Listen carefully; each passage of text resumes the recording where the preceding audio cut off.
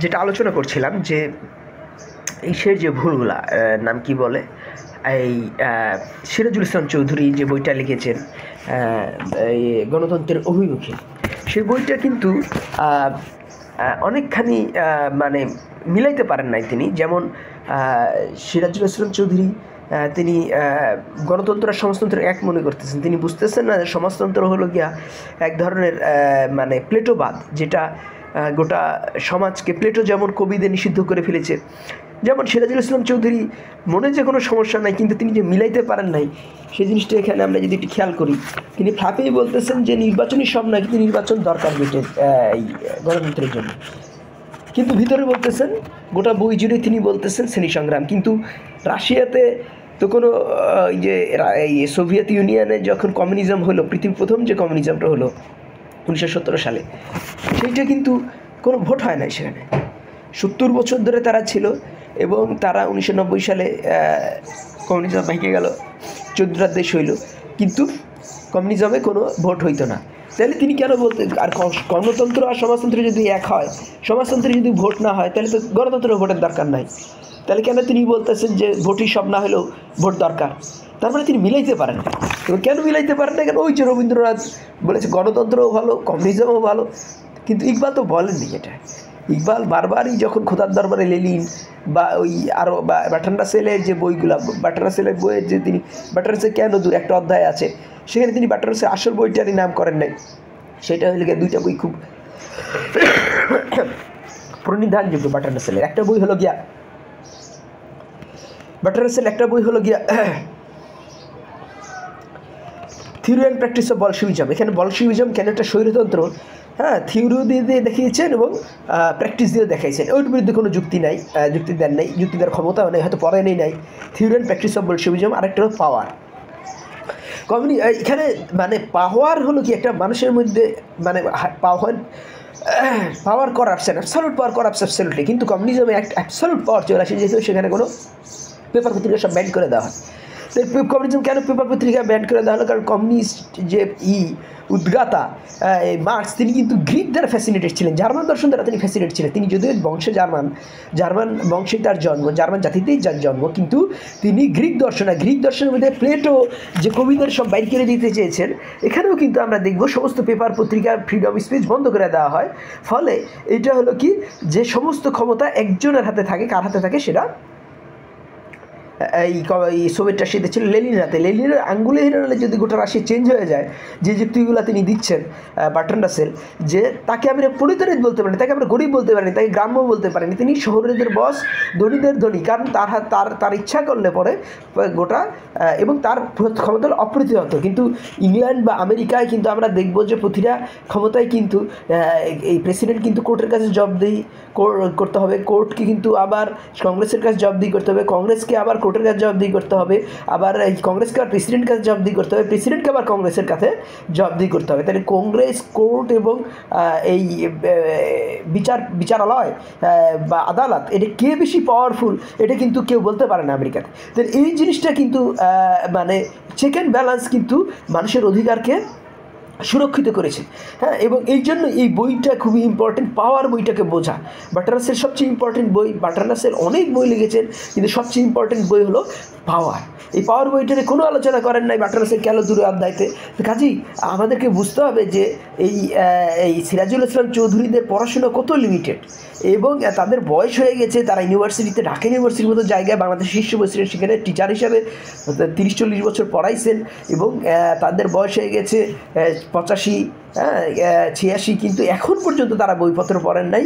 কিন্তু ওই যে নজরুলের দেখে কথা বললেই কথা বলতে হবে, এই চ্যালেঞ্জগুলো, এই যে বুদ্ধিভিত্তিক চ্যালেঞ্জ, যেমন এই সিরাজুল ইসলাম চৌধুরী বলি আর সলিমুল্লাহ খান বলি, তারা কিন্তু এই নাম কি বলে পাকিস্তান প্রস্তাবকে আজ পর্যন্ত সমালোচনাই করেন। এখন বোঝেই না পাকিস্তান প্রস্তাবে যে ধরনের ফিলোসফি সেখানে আলোচনা করা যায়, সেই যদি না বুঝে তার সমালোচনা করবে কীভাবে?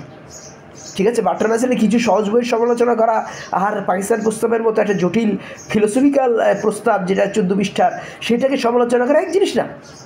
তাহলে এই যে সুযোগ সন্ধানী যারা বুদ্ধিজীবী, যে যারা ব্যাপকভাবে পড়াশোনা করে না, যে দু একটা বোঝে সেটা নিয়ে বই লিখে ফেলে বা চিল্লাচিল্লি করে, this is not the way. এইটা কোনো পথ না। তোমাকে মানে কান্টকে মোকাবেলা করতে হবে, তোমাকে ইকে মোকাবেলা করতে হবে, হেগেলকে মোকাবেলা করতে হবে, তোমাকে গেটেকে মোকাবেলা করতে হবে, শোপেনহাওয়ারকে মোকাবেলা করতে হবে, নিটশেকে মোকাবেলা করতে হবে, মার্ক্সকে মোকাবেলা করতে হবে, তারপরে তুমি একজন ফিলোসফার হবা, তুমি তখন যুক্তিক কথাগুলো বলতে পারবা। কিন্তু আমাদের এখানে হয়েছে কি, এই আমাদের এখানে মূলত জার্মান দর্শন পড়েছিলেন মাত্র কয়েকজন, তারা হলেন গিয়া প্রমোদ চৌধুরী, এই রবীন্দ্রনাথ ঠাকুর, বঙ্কিমচন্দ্র চট্টোপাধ্যায়। কিন্তু তারা জার্মান দর্শনকে মোকাবেলা করেননি, এবং যেহেতু ইন্দুর দেশে বান্দর রাজা, এই দেশে কেউই জার্মান দর্শন পড়েন না, তিনি একতরফা ভাষ্য পড়েইছে, একতরফা ভাষ্য, তারা ওগুলোর কমেন্টারি কিছু দিয়েছে, ওগুলো নিয়ে কিছু আলোচনা করেছে, আর সেগুলোকেই মাথায় তুলে বসে আছে বাঙালিরা। এবং সেই জন্যই তো এই পিসি রয় বা প্রফুল্লচন্দ্র রায়, বেঙ্গল কেমিক্যালের প্রতিষ্ঠাতা, তিনি বলেছেন বাঙালি বই পড়ে না, নোট পড়ে। কারণ তিনি দেখছেন যে উত্তর ভারত দক্ষিণ ভারত যেভাবে এগিয়ে যাচ্ছে, তিনি ভয় পেয়েছেন যে 100 বছর পর বাঙালি তো অস্তিত্বই থাকবে না বুদ্ধিবৃত্তিক অঞ্চলে, কারণ বাঙালি বই পড়ে। কিন্তু তাহলে বাঙালি কখন বলতো what Bengal things today, India things tomorrow? এটা 1900 সালের আগে, 1900 সালের পরে যে উত্তর ভারত, পাঞ্জাব, গুজরাট, এদের যে জাগরণ তৈরি হলো, আর বাঙালিরা খালি নোট পড়তে থাকলো। বাঙালি কবিরা কী করতেছে, দালাল বা ওই যে রবীন্দ্রনাথ বা শরৎ, এরা বলতেছে যে আমার বাপদাদাও চাকরি পাইয়ে আসিছে ব্রিটিশের দিনে, আমাদের সন্তানরাও চাকরি পাইবে। তো এই যে ব্রিটিশাই যে থাকবে না, এটাই তাদের বুঝে নাই, ঠিক আছে, বা তাদের নিজের বুঝে থাকলে শরৎচন্দ্র কিন্তু জার্মান দর্শন পড়েছিলেন, কিন্তু তিনি বুঝতে দিতে চান না। তাই তিনি চান, তাহলে বুঝতে দিলে কী হবে, জার্মান দর্শন পড়লে কী হবে, ব্রাহ্মণ্য বাদটা থাকবে না। তারা যে এই শরৎচন্দ্র চট্টোপাধ্যায়, তিনি তো ব্রাহ্মণ, তাইলে শূদ্র আর মুসলমান আর ব্রাহ্মণ সমান হয়ে যাবে। কিন্তু এখানে বাংলায় তিনি যে পিরিয়ডে লিখছেন, মুসলমানরা সবাই পড়াশোনা করছে এমন নয়, মুসলমানরা কেবল ঘুম ভেঙে উঠতেছে, আর ওরা দিয়ে সব মুসলমান জাতি জাগতেছে, শূদ্ররা কেবল জাগতেছে। তাহলে এই সময় তিনি সেই আগের গানগুলাই গেয়ে যাচ্ছেন, গেয়ে গেছেন প্রমোদ চৌধুরী, শরৎচন্দ্র চট্টোপাধ্যায়, রবীন্দ্রনাথ ঠাকুর। কিন্তু উত্তর ভারতে তো জাগরণ হয়ে গেছে, ফলে সব জায়গাগুলো তারা, যেমন পাকিস্তান যখন তৈরি হলো, পাকিস্তান তো বাঙালিদের ভোটে তৈরি হয়েছে, সবচেয়ে মেজরিটি ভোট দিয়েছে বাঙালিরা। দেখা যাচ্ছে যে যখন মুসলিম লীগের কোথাও ক্ষমতা নাই, সেখানে কিন্তু মুসলিম লীগ বেঙ্গলে ক্ষমতা পান। কিন্তু দেখা যায় পাকিস্তান প্রতিষ্ঠার পরে সমস্ত বড় বড় পোস্টগুলো পাঞ্জাবিরা নিয়ে গেল, পশ্চিম পাকিস্তানিরা নিয়ে গেল, পূর্ব পাকিস্তান বা বাঙালিরা কিন্তু কোনো ভালো ভালো পোস্ট পেল না। কেন? ওই রবীন্দ্রসঙ্গীত শুনে আর ঘুমায়। আর ওই ইকবাল তো সকালের গান গেয়েছে, তিনি জাগরণের দায়িত্ব নিতে বলছে, সবাকলে তু সাদাগাত কা সুজাত কা আদালত কা লিয়া যায় কাম তুঝে জামানে কি মামাত কা, ইকবাল বলতেছেন, এটা ইকবালের কথা। তাহলে ইকবাল বলতেছেন যে তুমি সত্যবাদিতা, সাহস এবং এইগুলোর এবং ন্যায় বিচার, এগুলোর তুমি শিক্ষা নাও, তুমি যুগের নেতা। তাইলে ইকবাল তিনি নেতা হইতে বলতেছেন, আর ওরা হচ্ছে প্রতিটা জায়গায় নেতা হয়ে যাচ্ছে। পাকিস্তান যখন প্রতিষ্ঠা হলো, পাঞ্জাবিরা প্রতিটা জায়গায় নেতা হিসাবে তারা দায়িত্ব বুঝে নিল, এবং সেই নেতা তৈরি করার জন্য ইকবাল গেটে পড়তে বলতেছেন, যাতে প্রতিটা পাঞ্জাবিরা গেটে পড়ে। কারণ ইকবাল বলে দিয়েছেন যে আমার বাতিটার এই গেটের সুনাম, সূর্যের সামনে আমার বাতিটা জ্বালাইছি। তাহলে ইকবালের কবিতা যদি তোমার ভালো লাগে, তুমি গেটে পড়ো, আমার কথাগুলো বুঝতে তুমি গেটে পড়ো, ইকবাল বলতেছেন। তাহলে ইকবাল বলতেছেন যে তিনি ঋণী 5 জনের কাছে। কার কাছে? হেগেল। প্রথমেই বলতেছেন হেগেল। এই যে বাঙালি মুসলমানদের একজন হেগেল পড়েছেন, আমি তো একজনকে পাইতেছি না। তাহলে কিন্তু প্রতিটা পাঞ্জাবির হেগেল পড়ে। কারণ কি বলতেছে ইকবাল, যে 5 জনের কাছে আমি ঋণী। ইকবাল বলতেছেন যে আমার দর্শন বুঝতে গেলে তুমি 5 জন পড়তে হবে, হেগেল, গেটে, গালিব, ওয়ার্ডসওয়ার্থ, বেদে। তাহলে প্রতিটা পাঞ্জাবি ওয়ার্ডসওয়ার্থ পড়বে, প্রতিটা পাঞ্জাবি গালিব পড়বে, প্রতিটা পাঞ্জাবি হেগেল পড়বে, গেটে পড়বে এবং বেদে পড়বে। তাহলে ওদের স্ট্যান্ডার্ডটা কোথায়? আমাদের মুক্তিযুদ্ধে আমাদের এই শেখ মুজিবুর রহমান বললেন খালি পাঞ্জাবিরা আমাদের শাসন করতেছে। পাঞ্জাবিদের পড়াশোনাটাকে তুমি বুঝতেছো? তারা, আর আমাদের রবীন্দ্রনাথের যে এই আমার সোনার বাংলা, তারপর আমি তোমায় ভালোবাসি বললি কি ভালোবাসাটা হয়? যেমন ঈশ্বর বলতেছে যে মেরা দেশ সোচনে সে মহান নেই হোঙ্গে, জব আমরা গণতন্ত্র প্রতিষ্ঠা করব, এই ফাঁসির বিরোধিতা করব, তখন হবে আমাদের দেশ মহান। তাহলে কাজে দেখাতে হবে যে অন্যায় যদি কোনো ফাঁসি হয়, তার বিরুদ্ধে দাঁড়ানো, এইটা হলো কি দেশ মহান হয়। খালি সোচনে সে বা ওই গান গাইলেই সেটা মহান হয় না। এটা উত্তর ভারতের কনসেপ্ট। কারণ উত্তর ভারত ভেরি মাচ জার্মান দর্শন এবং কান্টের উপর প্রতিষ্ঠিত। যেমন ইকবাল তো বলেছেনই যে এই জার্মানির জাগরণের পিছিয়ে কান্ট দেয়। তাহলে জার্মানির মতো উন্নতি করতে হলে এই পাঞ্জাবিরা কী করে? কান্ট পড়ে। বাংলা এই যে রবীন্দ্রনাথ কি কান্টের কোনো প্রকাশ করে একটা লাইন লিখেছেন কোথাও? তাই এই যে এই ওই নেতৃত্বের জন্য তৈরি করা ইকবালের সাথে এই এই কোনো মতে চাপরাশির মতো তৈরি করার জন্য রবীন্দ্র সরোজ যে একটা ঘুম সঙ্গীত লিখতেছেন, এগুলো তুলনা হবে, বাঙালিদের তুলনা হবে? এই গোরাত্ব পড়েছি, শেষে কবিতাও পড়েছি, চারাধ্যায় পড়েছি, কোথায় জাতিকে এই নেতৃত্ব নেওয়ার জন্য বলা হচ্ছে? কোথাও বলা হচ্ছে না। উল্টা বলা হচ্ছে কি এক রাত্রিতে যে ম্যাজিনি বলতে নিষেধ করা হচ্ছে। কীরকম? যে ভেবেছিলাম দেশে হব, নাম কি বলে, ম্যাজিনি গাড়িবন্ডি ফুরিয়া কি ম্যাজিনি গাড়িবন্ডি হইব, কিন্তু হইলাম ভাঙা স্কুলের সেকেন্ড মাস্টার। আর ভাঙা সেকেন্ড মাস্টার কি কোনো জজ সাহেবের থেকে কম? কোনো স্কুল কি ভাঙা হয়? তো এই যে জাতীয় জাগরণের জন্য একটা স্কুলকে তিনি ছোট করে দিচ্ছেন, আর একটা জজকে তিনি বড় বড় করতেছেন। জজকে একজন আমলা, তাহলে জজের ভিতরে স্বৈরাচারী, বাংলাদেশের যে বিচার বিভাগ স্বৈরাচার হয়ে যায়, কিন্তু থেকেই রবীন্দ্রনাথ থেকেই তিনি একজন জ্ঞানী মানুষের থেকে একজন জজকে তিনি সম্মান দিচ্ছেন রবীন্দ্রনাথ। কিন্তু একজন মানুষকে যেমন, অথচ কবির কী বলতেছেন উত্তর ভারতে, যে জাতনা পুছো জ্ঞানী কি, পুছো উস্কা জ্ঞান, মোল করো তলোয়ার কি পরারণের দুনিয়া। তাহলে যদি একজন জ্ঞানীকে জাজরা সম্মান করে, তখনই কিন্তু কি হবে? এই যেমন তত্ত্বাবধায়ক বাতিলের সময় কি হইল? তত্ত্বাবধায়ক বাণীর সময় 9 জন আমেরিকান কিউরি সবাই বিরুদ্ধ বলল তত্ত্বাবধায়ক সরকার বাতিলের। তিনি বলেন যে তত্ত্বাবধায়ক সরকার রাখতে হবে, কিন্তু তারপরও জজ সাহেব এই তত্ত্বাবধায়ক সরকার বাতিল করে দিলেন। তাহলে এই যে জ্ঞানী গুণীদের বিরুদ্ধে যাওয়ার টেন্ডেন্সি, এটা তো সেই রবীন্দ্রনাথ থেকেই আসছে এক রাত্রির মতো। এই যে কিন্তু নজরুল তার বিরুদ্ধে প্রতিবাদ করলে নজরুল কি বলেন? চাপরাশির ওই তকমার চেয়ে তলোয়ার বড় বেরো। তোমার লেভেলের দরকার নাই, তুমি তোমার অন্তরটা সহি কিনা এটা দেখো।